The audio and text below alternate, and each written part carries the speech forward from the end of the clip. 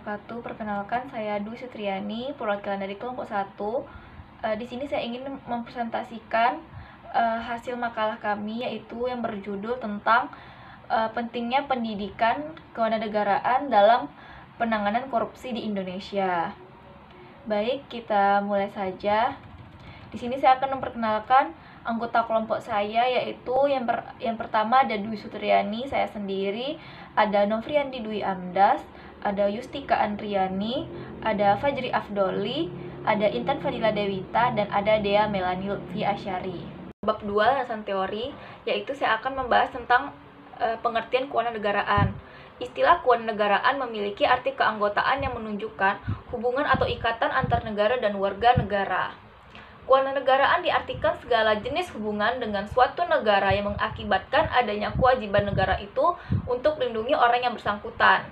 Menurut Undang-Undang Kewarganegaraan Republik Indonesia, kewarganegaraan adalah segala ikhwal yang berhubungan dengan negara. Nah, kewarganegaraan ini dibedakan menjadi dua, yaitu ada yuridis dan sosiologis.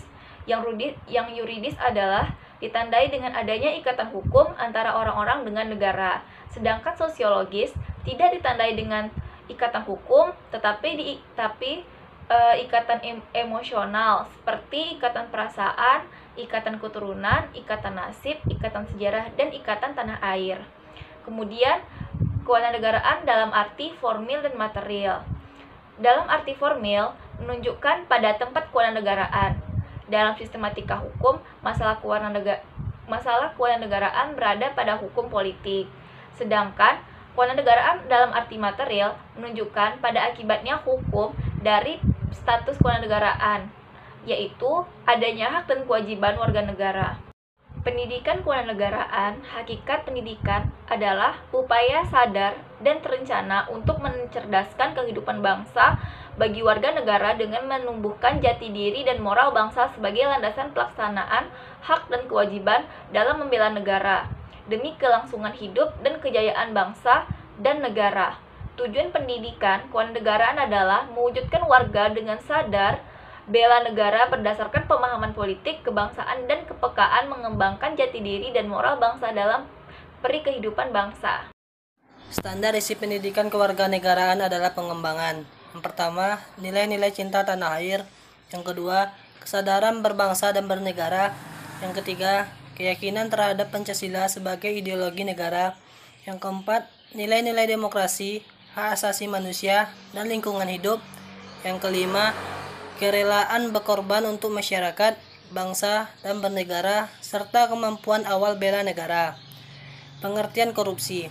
Korupsi merupakan suatu perbuatan yang sangat tidak terpuji dan diklasifikasikan dalam bentuk kejahatan luar biasa yang dapat merugikan kehidupan masyarakat luas. Perilaku korupsi di Indonesia sudah membudaya sedemikian rupa dan berkembang secara sistemik bagi banyak orang. Korupsi bukan lagi merupakan suatu pelanggaran hukum, melainkan sekedar suatu kebiasaan. Hal tersebut menjadikan Indonesia merupakan salah satu negara dengan jumlah kasus korupsi yang tertinggi. Hampir di setiap lembaga pemerintah tidak lepas dari praktik korupsi. Kita melihat akhir-akhir ini pemberitaan di media selalu didominasi dengan pemberitahuan beberapa kasus korupsi yang oknumnya kebanyakan berasal dari pejabat negara, pejabat di pemerintahan, pegawai negeri, dan tidak terkecuali aparat penegak hukum sendiri, yang seharusnya berhikmat untuk negara ini. Pengertian korupsi secara luas adalah setiap perbuatan buruk atau setiap penyelewengan. Namun, dalam perspektif hukum, tindak pidana korupsi adalah tindak pidana sebagaimana yang dimaksud dalam Undang-Undang Nomor 31 Tahun 1999 tentang pemberantasan tindak pidana korupsi sebagaimana telah diubah dengan Undang-Undang Nomor 20 Tahun 2001 tentang perubahan atas Undang-Undang Nomor 31 Tahun 1999 tentang pemberantasan tindak pidana korupsi. Korupsi yang muncul di bidang politik dan birokrasi bisa membentuk sepele atau berat, terorganisasi atau tidak, walau korupsi sering memudahkan kegiatan kriminal seperti penjualan narkotika, pencucian uang, dan prostitusi. Korupsi itu sendiri tidak terbatas dalam hal-hal ini. Untuk mempelajari masalah ini dan membuat solusinya, sangat penting untuk membedakan antara korupsi dan kriminalitas kejahatan. Tergantung dari negaranya atau wilayah hukumnya. Ada perbedaan antara yang dianggap korupsi atau tidak. Sebagai contoh, pendanaan partai politik ada yang legal di suatu tempat, namun ada juga yang tidak legal di tempat lain. Selanjutnya itu pentingnya pendidikan kewarganegaraan. Pendidikan kewarganegaraan sangat penting. Dalam konteks Indonesia, pendidikan kewarganegaraan itu berisi antara lain mengenai pluralisme, yakni sikap menghargai keragaman, pembelajaran kolaboratif, dan kreativitas. Pendidikan itu mengajarkan nilai-nilai kewarganegaraan dalam kerangka identitas nasional. Mengingat itu, semua penting akan menghasilkan nilai-nilai yang terpuji, sekaligus akan tahu hak dan kewajiban selaku warga negara sesuai dengan tujuan. Cita-cita bangsa, salah satu menuju kemakmuran bagi seluruh rakyat Indonesia, sehingga pada gilirannya akan mampu dan memahami nilai luhur dan adanya tanggung jawab selaku individu warga negara. Untuk itu, poin di atas mencetak dan mencerdaskan bangsanya. Akan tetapi, ini juga bukan semata peran pemerintah saja, melainkan bagi lembaga dan institusi yang punya kewenangan diharapkan selalu berbuat dan bertindak sehingga negara kita akan menjadi kuat dan kokoh. Artinya, tidak ada satu negara pun di dunia yang bisa mengoyakkan negara kesatuan Republik Indonesia. Selanjutnya itu masalah korupsi di Indonesia. Banyak faktor pendorong terjadinya korupsi di Indonesia, yakni diantaranya konsentrasi kekuasaan di pengambil keputusan yang tidak bertanggung jawab langsung kepada rakyat, seperti yang sering terlihat di rezim-rezim yang bukan demokratis, gaji yang masih rendah, kurang sempurnanya peraturan perundang-undangan, administrasi yang lambat, sikap mental para pegawai yang ingin cepat kaya dengan cara yang haram, tidak ada kesadaran bernegara, tidak ada pengetahuan pada bidang pekerjaan yang akan dilakukan oleh pejabat pemerintahan, kurangnya transparansi di pengambilan keputusan pemerintah, kampanye politik yang mahal. Dengan pengeluaran yang lebih besar dari pendanaan politik yang normal, proyek yang melibatkan uang rakyat dan dalam jumlah besar, lingkungan tertutup yang mementingkan diri sendiri. Oke, selanjutnya kita masuk ke upaya pemerintah dalam penanggulangan korupsi. Di mana pemerintah Indonesia sebenarnya tidak tinggal diam dalam pengatasan ataupun mengatasi praktik-praktik korupsi. Upaya pemerintah dilaksanakan melalui berbagai kebijakan yang berupa peraturan perundang-undangan dari yang tertinggi yaitu Undang-Undang Dasar 1945 sampai dengan Undang-Undang tentang Komisi Pemberantasan Tindak Pidana Korupsi. Selain itu, pemerintah juga membentuk komisi-komisi yang berhubungan langsung dengan pencegahan dan pemberantasan tindak pidana korupsi, seperti Komisi Pemeriksaan Kekayaan Penyelenggaraan Negara atau KPKPN dan Komisi Pemberantasan Korupsi atau KPK. Upaya pencegahan praktik korupsi juga dilakukan di lingkungan eksklusif ataupun penyelenggaraan negara, di mana masing-masing instansi yang berupa inters ataupun inspektorat yang berfungsi sebagai inspektorat untuk mengawasi dan juga memeriksa penyelenggaraan kegiatan pembangunan di instansi masing-masing, terutama pengelolaan keuangan negara agar kegiatan pembangunan berjalan dengan efektif, efisien, dan juga ekonomis sesuai dengan sasaran yang dibutuhkan. Di samping pengawasan internal, ada juga pengawasan dan pemeriksaan kegiatan pembangunan yang dilakukan oleh instansi eksternal, yaitu Badan Pemeriksaan Keuangan ataupun KPK, dan Badan Pengawasan Keuangan Pembangunan atau BPKP. Selain lembaga internal dan eksternal, lembaga swadaya masyarakat atau LSM juga ikut berperan dalam melakukan pengawasan kegiatan pembangunan, terutama pada kasus-kasus korupsi yang dilakukan oleh penyelenggaraan ataupun penyalahgunaan dalam penyelenggaraan negara.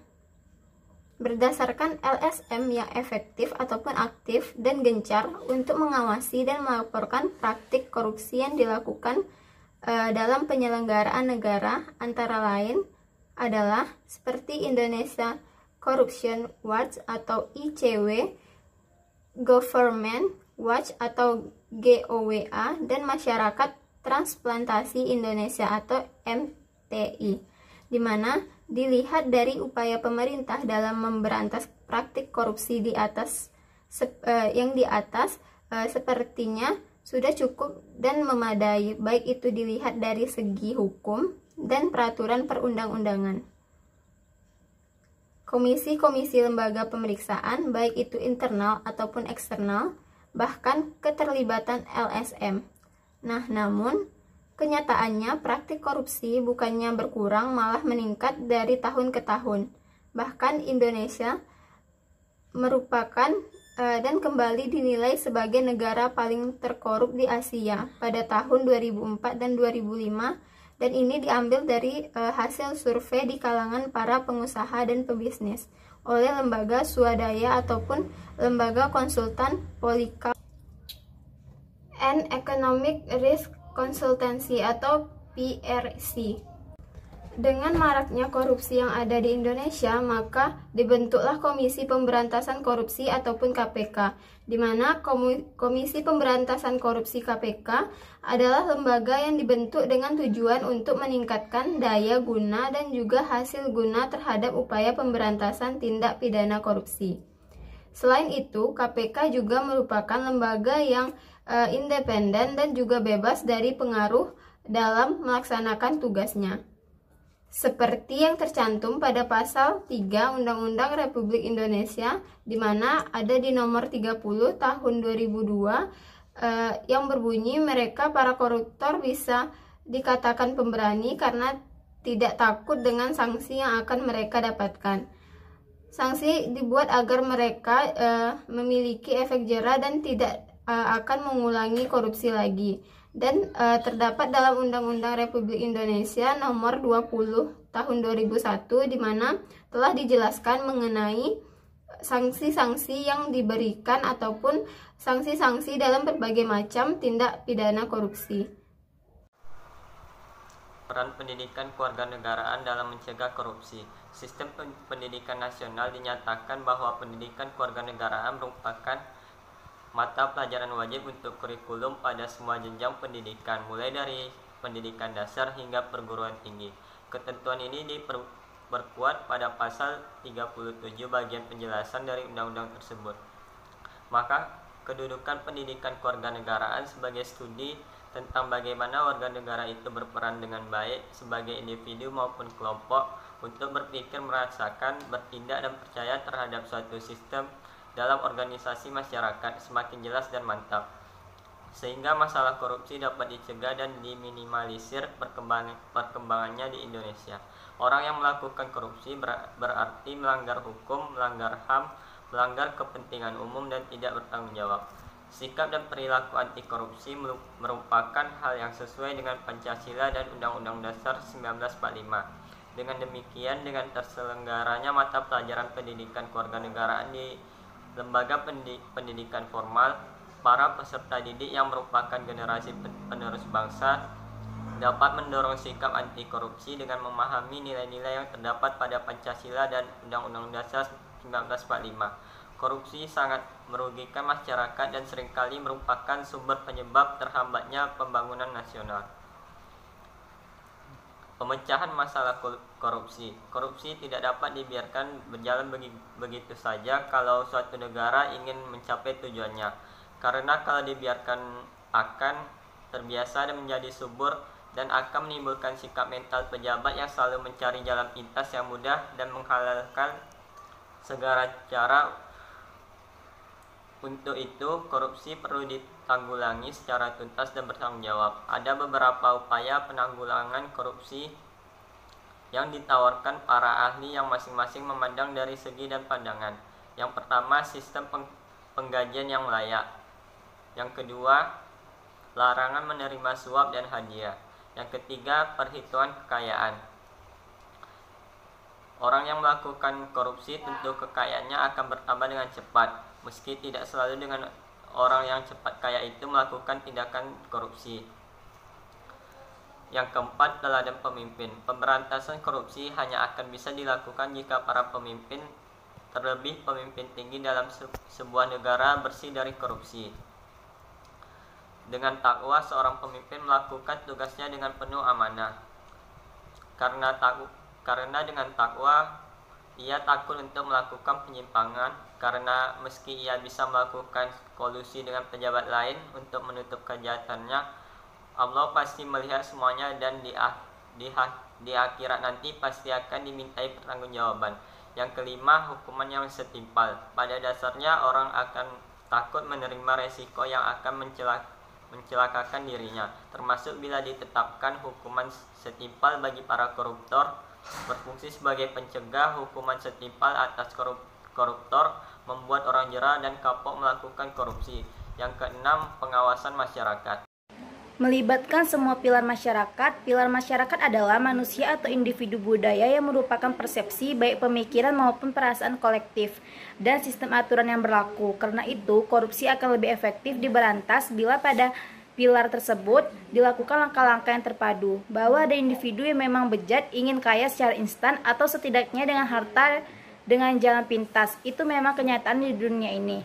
Tapi individu yang memiliki sebenarnya banyak, andaikan di dunia ini lebih banyak yang tidak baik. Tentu kehidupan tidak bisa lagi berjalan dengan normal. Orang selalu dalam ketakutan karena tidak ingin ditipu atau semangat untuk menipu. Kalau sudah begitu, tidak ada lagi hubungan dengan manusia, baik berdagang maupun menikah. Jadi kita harus meyakini bahwa sebagian besar individu pada dasarnya adalah baik. Lalu kita masuk kepada solusi untuk memecahkan masalah korupsi. Nah, tindakan yang semua dikategorikan ke dalam korupsi menjadi tindakan yang legal. Dengan adanya pungutan resmi, di lain pihak, celah-celah yang membuka untuk kesempatan korupsi harus segera ditutup. Begitu halnya dengan struktur organisasi, haruslah membantu ke arah pencegahan korupsi. Misalnya, tanggung jawab pimpinan dalam pelaksanaan pengawasan melekat, dengan tidak lupa meningkatkan ancaman hukum kepada pelaku-pelakunya. Selanjutnya, Mitra dalam Lubis 1987 memberi saran penanggulangan korupsi, yaitu agar pengaturan dan prosedur untuk keputusan-keputusan administratif yang menyangkut orang, perorangan, dan perusahaan lebih disederhanakan dan dipertegas. Pengadakan pengawasan yang lebih keras, kebijaksanaan pribadi dalam menjalankan kekuasaan hendaknya dikurangi sejauh mungkin. Gaji pegawai yang rendah harus dinaikkan, dan kedudukan sosial ekonominya diperbaiki, lebih terjamin. Satuan-satuan 17 pengaman termasuk polisi harus diperkuat hukum pidana dan hukum atas pejabat yang korupsi dapat lebih cepat diambil. Lalu orang-orang yang menyogok pejabat harus ditindak pula.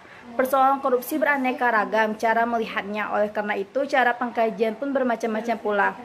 Korupsi tidak cukup ditinjau dari segi deduktif saja, melainkan perlu ditinjau dari segi induktifnya, yaitu mulai dari melihat masalah praktisnya atau practical problems, juga harus dilihat apa yang menyebabkan timbulnya korupsi. Menurut Cortono tahun 1983, menyarankan penanggulangan korupsi sebagai berikut. Yang pertama, adanya kesadaran rakyat untuk ikut memikul tanggung jawab guna melakukan partisipan politik dan kontrol sosial dengan bersifat acuh tak acuh. 2. Menanamkan aspirasi nasional yang positif, yaitu mengutamakan kepentingan nasional. 3. Pemimpin dan pejabat memberikan teladan, memberantas dan menindak korupsi. Lalu yang keempat, sanksi dan kekuatan untuk menindak, memberantas dan menghukum tindak korupsi. Reorganisasi dan rasionalisasi dari organisasi pemerintah melalui penyederhanaan jumlah kementerian beserta jabatan di bawahnya. Lalu yang keenam, adanya sistem penerimaan pegawai yang berdasarkan efisien dan bukan berdasarkan sistem ascription. Lalu yang ketujuh, adanya kebutuhan pegawai negeri yang non-politik demi kelancaran administrasi pemerintah. Dan yang kedelapan, menciptakan aparatur pemerintah yang jujur. Yang sembilan, sistem budget dikelola oleh pejabat-pejabat dan mempunyai tanggung jawab etis tinggi dibarengi sistem kontrol yang efisien. Lalu yang terakhir, yang ke-10, yaitu registrasi atau pencatatan ulang. Nah, terhadap kekayaan perorangan yang mencolok dalam penanganan pajak yang tinggi. Baiklah, selanjutnya saya akan membacakan kesimpulannya. Kesimpulan dari pentingnya pendidikan kewarganegaraan dalam penanganan korupsi di Indonesia. Nah, kesimpulannya yaitu di sini, korupsi merupakan penyalahgunaan jabatan publik demi keuntungan pribadi dengan merugikan orang lain atau banyak orang. Korupsi sangat merugikan masyarakat dan seringkali merupakan sumber penyebab terhambatnya pembangunan nasional. Korupsi dapat dicegah manakala rule of law, partisipasi dan kontrol sosial dari pers dan warga negara dalam hidup bernegara dan bertanggung jawab makin ditingkatkan. Sehingga apabila korupsi dapat diberantas, maka pembangunan nasional dapat tercapai dan diharapkan dengan adanya pendidikan kewarganegaraan, generasi muda memiliki mentalitas anti korupsi untuk mewujudkan Indonesia bersih tanpa korupsi. Baiklah, itulah kesimpulan yang saya sampaikan dari hasil makalah kelompok kami. Sekian dari kelompok kami, saya ucapkan wassalamualaikum warahmatullahi wabarakatuh.